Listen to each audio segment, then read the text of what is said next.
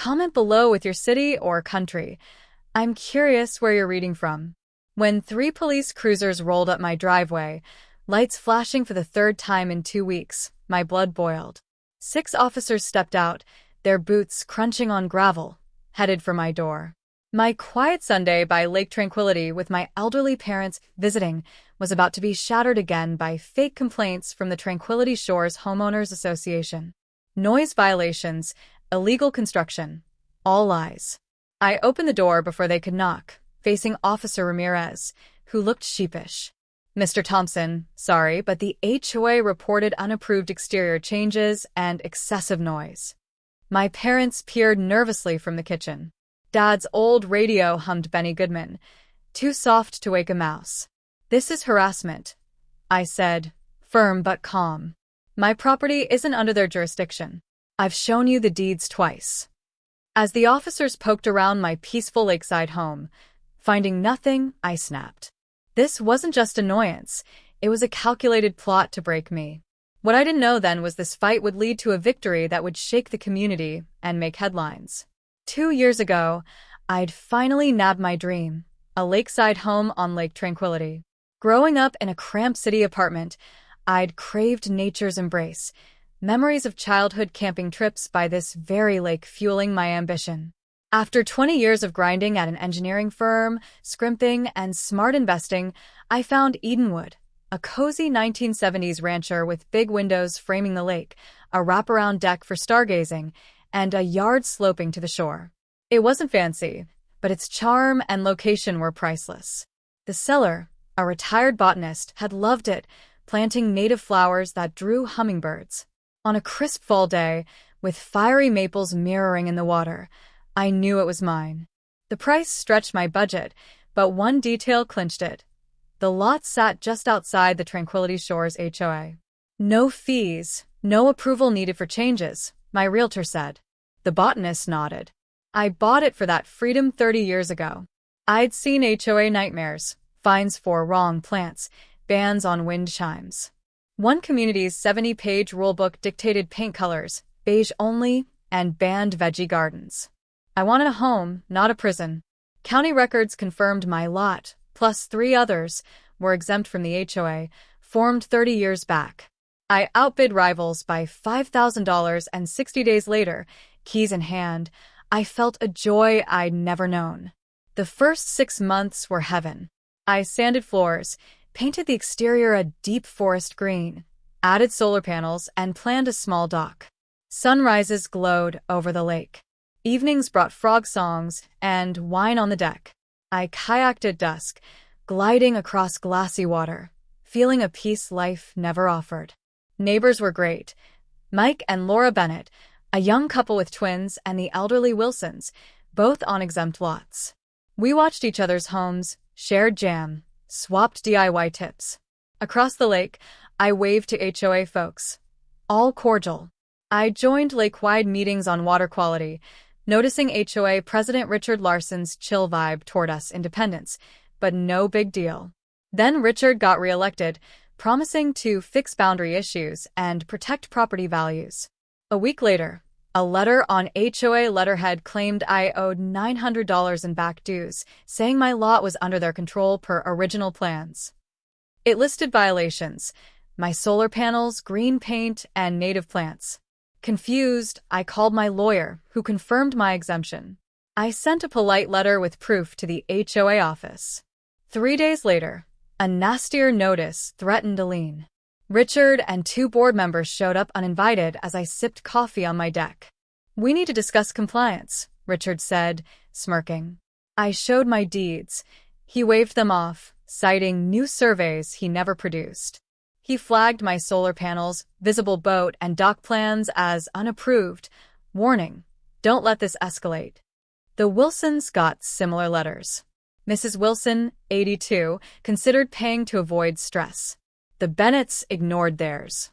Then harassment ramped up: fines for tall grass, mowed daily, open garage doors, guest parking. County inspectors swarmed, probing fake pollution or permit issues, finding nothing. Police came first for noise during a quiet barbecue with my brother's kids, then for construction when I fixed deck boards. Each time, they left empty-handed, but the intrusions humiliated me. The third police visit, with my parents there, pushed me over. Dad, a retired judge, fumed. "This is harassment, Daniel. Fight back." I called Margaret Foster, a property rights lawyer Dad vouched for, known for crushing rogue HOAs. I organized a binder, timeline, letters, deeds, maps.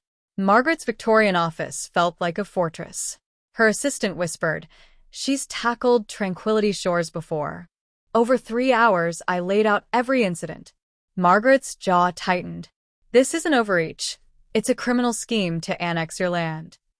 She cited a case where an HOA lost big for similar tactics. "We'll sue for harassment, fraud, defamation, and distress, aiming for damages and an injunction." Her retainer stung, but I paid. This was war. Margaret hired surveyor Tom Bradley, a 30-year vet. He confirmed my boundaries, finding markers 25 feet from the HOA line, proving their claim baseless.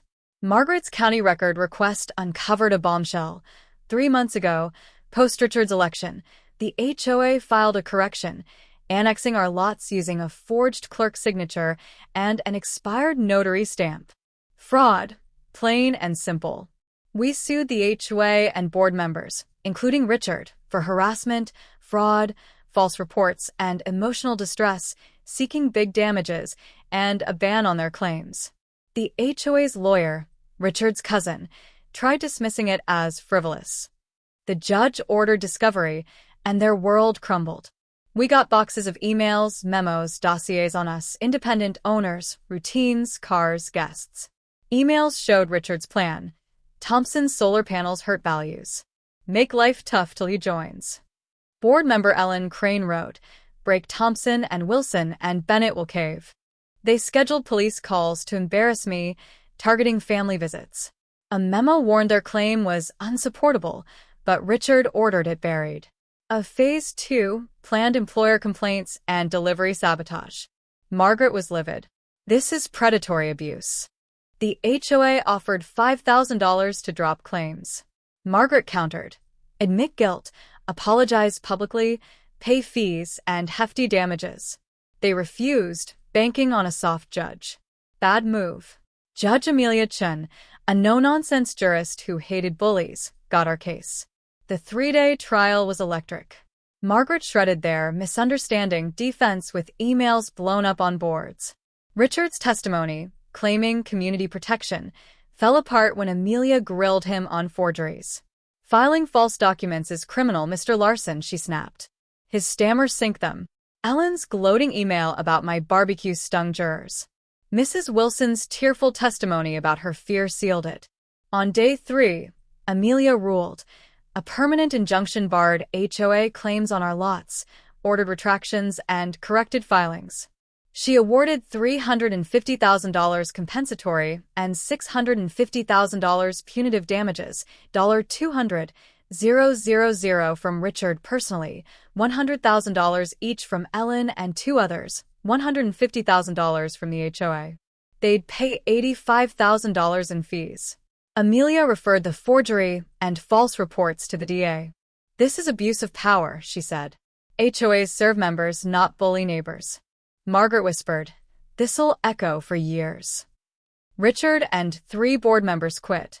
The HOA's insurer bailed, leaving board members personally liable.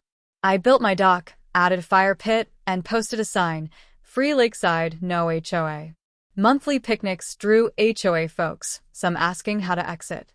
New board members sought my advice on fair rules. Mrs. Wilson toasted on my dock. "My husband said community comes from choice." "You proved it." Laughter echoed as kids played, ospreys soared, and the lake glowed. My sanctuary was back, not just mine but a beacon of freedom. The fight was brutal, but worth every second to reclaim my dream and expose a cabal that preyed on neighbors. The battle ended with the HOA's fraudulent claims dismantled, Richard and his allies financially and legally crushed, and Tranquility Shores reborn under fair leadership. My home stood as a testament to fighting back, proving that standing up to bullies can spark a community's transformation and protect the peace we all deserve.